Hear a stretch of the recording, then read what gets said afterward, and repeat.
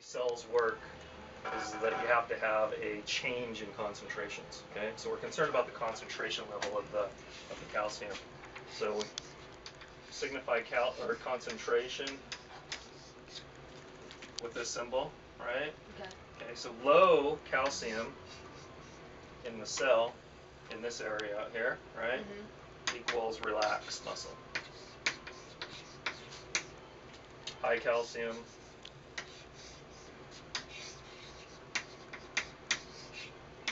equals stimulated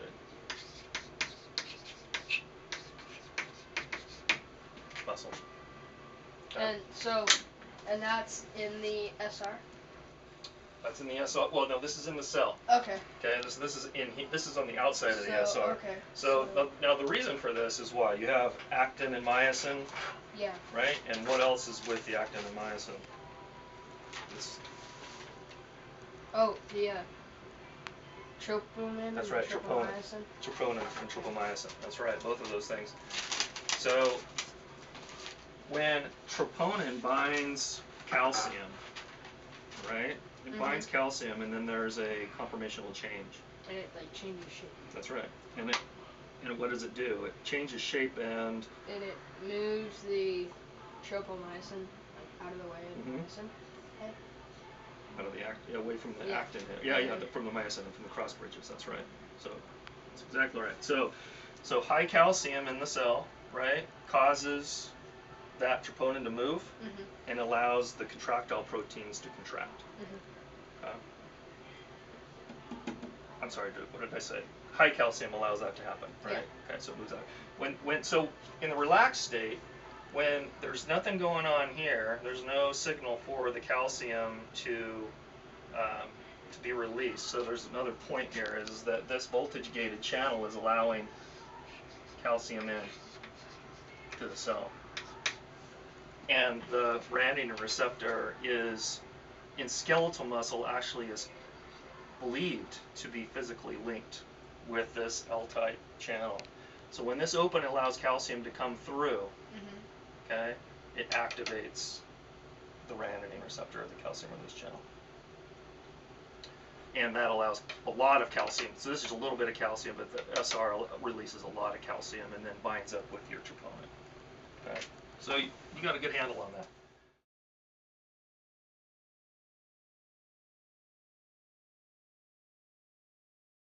The conditions of the channel, you can watch it open and close. Okay? This is one way to do it. This is what's called a dual wavelength time sharing spectrophotometer. Can you spell that?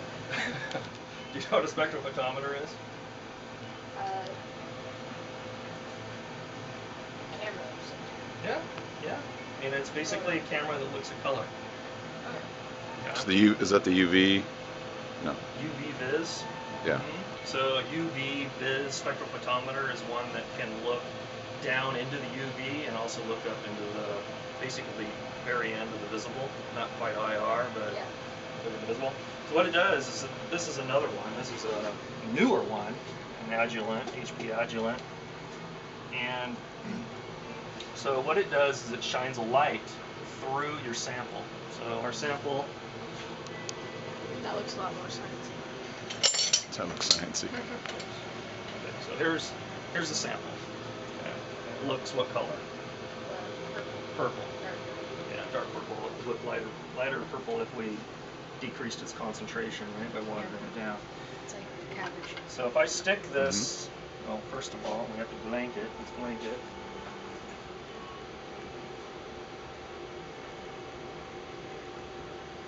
Okay. What color is that? I don't know.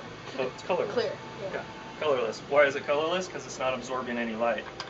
So the reason that you have color, right, is because the substance is reflecting light to your eye. And depending on what light absorbs into the substance, that'll determine what color you see. What light reflects back, is what you see. That's right. So if something looks red, right? It absorbs every one except for light. Yeah. Very good. I think most college students here would know that answer to that. Must be a nice science guy.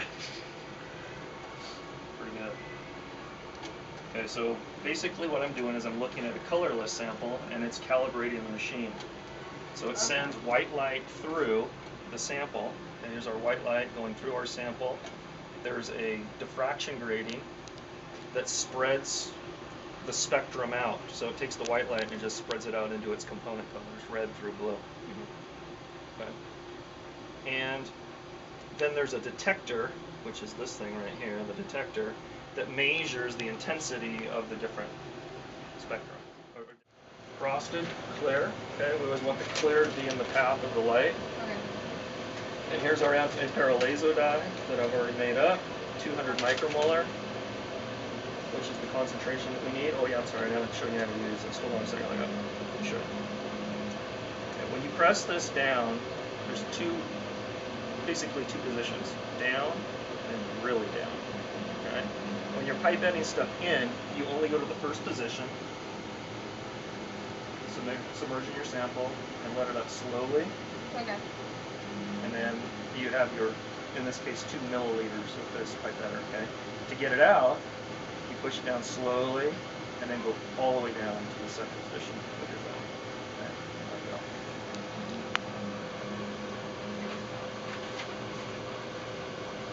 That's the first one. Yeah, well, let me see it. Go ahead, push it all the way down. Okay, yeah, so that was the first position. Just like that. Yep. And put it in there. Yep.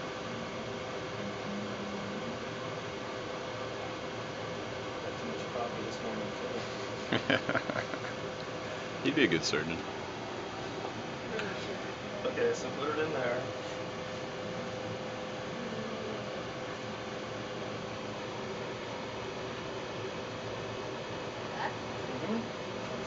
Well, this, like I said, this photomultiplier tube is a very, very sensitive light meter. It can measure the difference in really small differences of light. So we have to keep it in the dark. And all we want is we want the light coming from this and through the filters just to see that. If we have this off, it'll get oversaturated and it won't work. So this is the power supply for the photomultiplier tube. And all this electronics is measuring the light. So right now, what this is, these are the signals from the filters that are in this wheel. And actually, there are 4 filters. So if I speed the wheel up, this is an old school machine, and the wheel's driven by air. So I'm running air through right here, Logan, Okay. and it's pushing on the outside of the wheel. Oh, like, okay. This is what the wheel looks like. Wow. And these little things are like a windmill. You blow Yeah. air over them, and it spins it. So it's basically doing this and shining light through these filters. And then this machine is basically just taking the difference between two of the filters. So I sped it up, and what we're looking at on the oscilloscope is the actual signal coming through. So I have this set up on the unit. The units of the scale are set up so that at 100 revolutions per minute, okay, this will show each one of the filters. So light's coming through the filters, and there's 4 of them. It's your very own SR right there.